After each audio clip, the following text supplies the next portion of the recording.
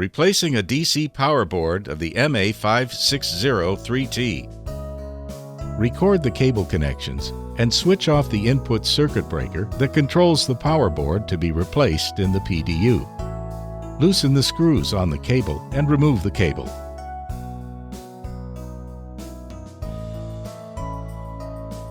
Loosen the captive screws on the panel of the power board. Pull the ejector levers to 90 degrees, smoothly pull out the power board along the slot, and dispose of the power board according to the specifications. Please pay attention to these items. Insert a new power board into the slot along the guide rails. When the ejector levers are in contact with the surface subrack, pull the ejector levers to 0 degrees to the panel of the power board and tighten the captive screws on the power board.